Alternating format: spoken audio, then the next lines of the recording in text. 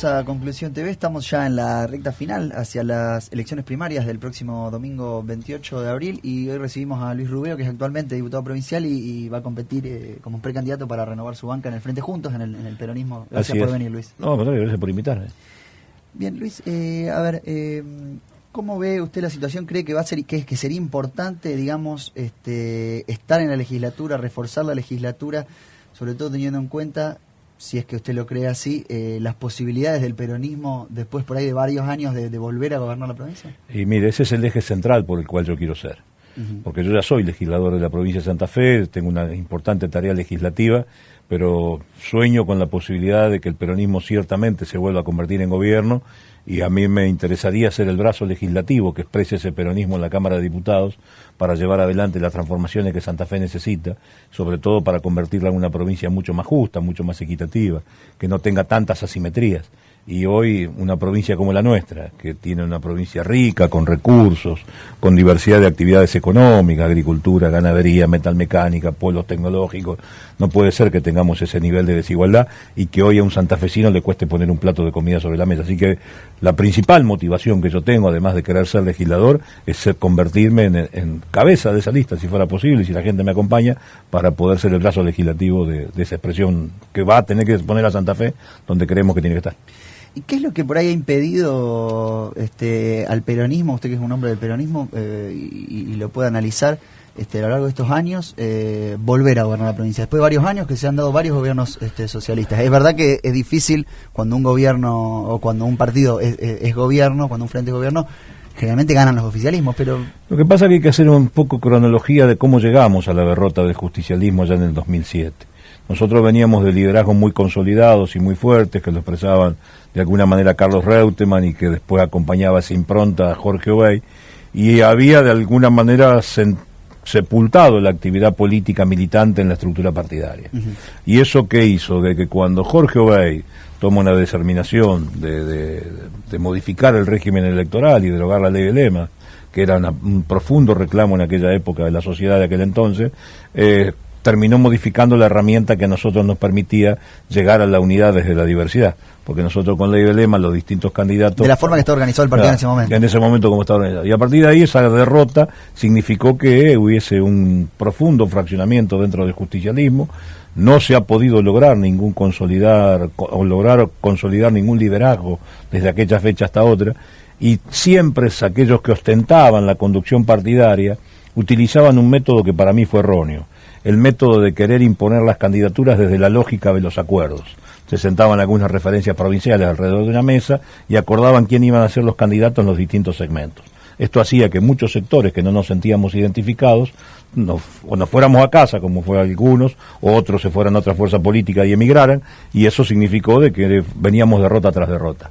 El proceso electoral interno que estamos viviendo, yo creo que es altamente auspicioso. Eso cambió ahora, digamos. Eso ha cambiado, y ha cambiado para mejor, porque ¿qué permite? Permite primero de que aquellos que surjan, nosotros lo estamos acompañando a Omar Perotti, que creemos que es el hombre que se va a convertir en el gobernador a partir del domingo a la noche, permite de que se consolide el liderazgo, y no solamente que tengan candidaturas legales, sino que tengan candidaturas legítimas, que sean legitimadas por la voluntad popular, y eso no es un dato menor. Y yo no tengo duda que después del lunes a la mañana, todos juntos vamos a estar empujando la misma posición, digamos, vamos a llegar a esa unidad que tanto se declama desde la diversidad. Eso le iba a preguntar, si cree que se va a dar el acompañamiento después. Sí, yo estoy convencido de que sí, y creo que además los peronistas hemos aprendido la lección.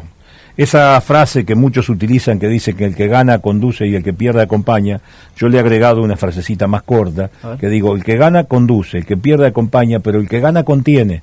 Porque si no el que pierde no se va a la casa. Claro. Entonces digo, tiene que llevar, porque en este proceso somos todos necesarios. Para recuperar Santa Fe, para que la gente tenga posibilidad de vivir más dignamente, para que hagamos esa provincia más justa que yo decía en Resía, hace falta de que todos empujemos para el mismo lugar. Bien, y yendo ahora a lo que es la actual gestión y su mirada sobre la actual gestión, que usted también ha participado de alguna manera desde el ámbito legislativo, porque uno tiene que ahí acordar leyes, no acordar leyes y debatir. ¿Cómo ve usted la gestión socialista por ahí en estos años y en particular la última? Bueno, fundamentalmente yo creo que el socialismo ahí se ha mesetado, ha dejado de gobernar la provincia para administrarla, y eso no es una frase, no es una cuestión semántica, sino que es una cuestión concreta y específica. El gobernador saliente, Miguel Lisching, ha llevado adelante una posición de acordar con los sectores corporativos en la provincia de Santa Fe, en función a veces de no acompañar políticas que son beneficiosas para el conjunto de la población. Doy ejemplos. Yo, por ejemplo, soy autor de una iniciativa que prohíbe el cobro del plus en la provincia de Santa Fe. Es una ley que fue sancionada, que está promulgada desde el año 2018, fue sancionada en noviembre del 2017, y sin embargo se sigue cobrando y la gente lo sigue pagando. ¿Está referido a las obras sociales? Claro, al que no cobro de plus en la provincia, que está absolutamente prohibido y establece una serie de penalidades. La ley está sancionada, es la ley 13.731, que, repito, es una ley mía. ¿Y por qué no se aplica plenamente? Porque el gobernador Lisching no ha reglamentado la ley, y eso significa que las penalidades que la ley establece no se puedan aplicar. Entonces aquellos profesionales o aquellas instituciones que siguen cobrando, no pasa absolutamente nada y la gente sigue decepcionada. Entonces vos decís, ¿pero por qué no lo hizo? Si él tenía la oportunidad de haber vetado la ley cuando se sancionó. ¿Por qué no lo hizo? Porque acordó con la corporación médica en la provincia. Entonces, en vez de pararse del lado de la gente y beneficiar a miles y miles de santafesinos que todos los días le cobran por encima de la obra social, le cobran por encima de la prepaga, se quedó del lado de la corporación médica. O otra ley que parece, yo digo, menciono esto porque para que la gente nos entienda, que sean ejemplos claros. Hay una ley que nosotros denominamos de trato digno. ¿Qué significa eso? Que a vos no te pueden tener de rehén en una cola más de 30 minutos. Vos tenés que estar allí, te tienen que atender en un lugar que sea confortable. Te voy a decir una barbaridad, que tenga un baño, y no que cuando vos tenés necesidad biológica de ir a un baño te mandan al bar de la esquina, como lo hacen. Y esa ley está sancionada, y es una ley también mía. Y vos decís, ¿por qué, Luis, no se aplica? Porque tiene penalidades muy severas, hasta 500.000 pesos de multa. No estamos hablando de 2 pesos. Y vos decís, ¿por qué no se aplica? Porque el gobernador Lisching acordó con las entidades financieras de la provincia. Entonces, en vez de que la gente esté al rayo del sol o al de intemperie, esperando 2 o 3 horas para que la atiendan, él acordó con las entidades financieras. Entonces, estos son los ejemplos que yo le quiero dar para que la gente efectivamente sepa qué pasa con la administración del Frente Progresista. Entonces, llega el momento donde yo, a partir de que recorro bastante la provincia, ¿qué es lo que percibo? De que la sociedad santafesina quiere otro gobierno. Y esa alternativa para pararse desde una mirada que sea mucho más justa, mucho más equitativa, mucho más igualitaria, que ponga en marcha el proceso productivo de la provincia, la única manera es volver al peronismo. Volver al peronismo, que puede poner políticas alternativas, pero además, volviendo al peronismo en Santa Fe, pasan 2 cosas que para mí son vitales. Una, la que te decía con respecto al Frente Progresista, y otra también queja del gobierno nacional, porque nosotros el 28, el domingo a la tarde, el domingo durante el día, le tenemos que mandar un mensaje al macrismo, le tenemos que decir a Macri que pare la mano, de que los santafesinos no vamos a seguir aceptando estas políticas que él está llevando adelante, porque todos los días son para peor, todos los días hay un santafesino que hay una cosa que deja de hacer porque no le alcanza el dinero, porque no puede pagar las tarifas, porque no puede pagar el alquiler, porque no puede alimentar bien a su familia, porque no puede mandar bien a sus hijos al colegio, y eso los llena de angustia. Entonces hay que mandar el 28 de la noche 2 mensajes al Frente Progresista, diciéndole que nosotros tenemos políticas alternativas y que queremos gobernar Santa Fe, y la otra mandársela al macrismo, diciéndole de que Macri pare la mano, porque los santafesinos no vamos a tolerar más esto. Bien, y teniendo en cuenta que Antonio Bonfatti es el candidato oficial para gobernador, ¿cree que durante la gestión de Bonfatti por ahí fue la mayor, a ver, no por decir una explosión, pero digamos cuando por ahí se desplegó de una manera más grande lo que tiene que ver con la narcocriminalidad? Y no lo digo de ninguna manera sí, te entiendo. Incriminando al gobernador, simplemente una cuestión política. Salvando la honorabilidad de los funcionarios, hablando político. De política. Sí. ¿Cree que fue así? Mira, yo creo que es una situación que comenzó con Hermes Wiener, porque cuando algunos por allá por el año 2008, 2009 le decíamos al ex gobernador Wiener que había bandas que se disputaban el control de los territorios, él nos contestaba que eran problemas entre vecinos que terminaban en ajuste de cuentas, y que había una policía que más que ser parte de la solución era parte del problema, se negaba a esa realidad. Se agudizó notablemente en la administración de Antonio Bonfatti y termina reventando en la administración de Miguel Lisching. Yo creo que ellos erraron las políticas a aplicar y me parece que eso necesitan un amplio correctivo. Y contaron con una herramienta que no supieron aprovechar y con una actitud muy generosa por parte del peronismo santafesino. Porque nosotros, los legisladores, tanto los senadores como los diputados, le dimos a ese gobierno de Antonio Bonfatti una herramienta que fue la emergencia en seguridad. La emergencia en seguridad no era solamente un título. La emergencia en seguridad era una herramienta que le permitía al Poder Ejecutivo contar con la incorporación de personal, tecnología, utilización de recursos, modificación de instituciones carcelarias, todo lo que quisiera por fuera de la burocracia del Estado, haciéndolo rápidamente. ¿Qué le faltó a ellos? Le faltó la generosidad de la convocatoria. Porque esa idea que partió de nosotros, del peronismo santafesino, y que se la dimos a ellos para que la ejecuten, ¿qué necesitaba? La pata del diálogo, la pata del acuerdo, porque la problemática de la seguridad es muy delicada y no la va a arreglar una sola fuerza política. Esto tiene que ser una política de Estado que además tiene que tener políticas sostenidas en el tiempo que involucran el mandato más allá de un gobierno que dura 4 años. Aquí hay que pensar en política de Estado de 12, 15, 16 años, pero además con un abordaje integral por parte del Estado, no solamente poniendo patrulleros y policía en la calle. Necesitamos contención social para los sectores más vulnerables, que se sienten excluidos y por eso les genera un gran resentimiento y se genera violencia. Y necesitamos un plan educativo que sea inclusivo para que nuestros pibes tengan igualdad de posibilidades.